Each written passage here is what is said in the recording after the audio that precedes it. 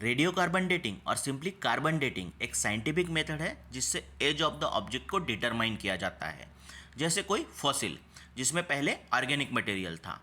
Carbon dating में carbon का एक रेडियो एक्टिव आइसोटोप होता है that is called as carbon 14। उसका अमाउंट और प्रॉपर्टीज यूज करके एज ऑफ द ऑब्जेक्ट को डिटरमाइन किया जाता है। कार्बन 14 ये एटमॉस्फेरिक नाइट्रोजन और कॉस्मिक रेज के साथ इंटरैक्शन से फॉर्म होता है।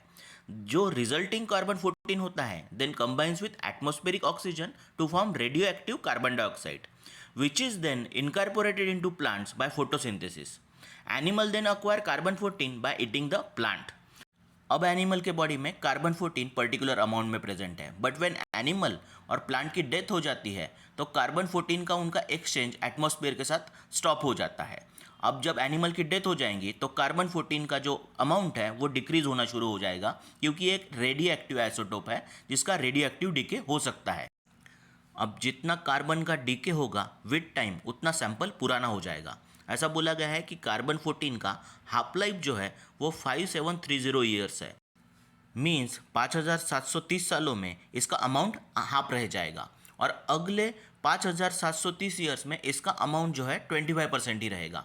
इस तरीके से ये साइकिल चलता रहेगा। तो जितना अमाउंट यहाँ पे डीके हो रहा है सैंपल उतना ही पुराना रहेगा। तो आपको क्या चाहिए, सिर्फ यहाँ पे एक सैंपल चाहिए और आपको यहाँ पे क्या कैलकुलेट करना है, C14 का अमाउंट कैलकुलेट करना है, जिससे आपको एज ऑफ द ऑब्जेक्ट या एज ऑफ द फॉसिल पता लग जाएगा। तो इस मेथड से आप 50,000 ईयर्स एगो जो एक्चुअली ऑब्जेक्ट थे या फॉसिल थे उनका एक्चुअली कार्बन डेटिंग कर सकते हो, means accurate actually as determine कर सकते हो। अब 50,000 ईयर्स के बाद आपको ध्यान में रखना है कि 99.8% ऑफ द जो कार्बन 14 है वो डीके हो जाएगा। अब इसके बाद आपको डिटरमाइन करना है तो स्पेशल प्रोसीजर फॉलो किए जाते हैं, बट 50,000 ये इसका लिमिट है, 50,000 ईयर्स इसका लिमिट है, ऐसा बोला जा सकता है। तो दैट वाज कार्बन डेटिंग और carbon isotope dating. Thanks for watching UPSC brainstorming. Also subscribe the channel.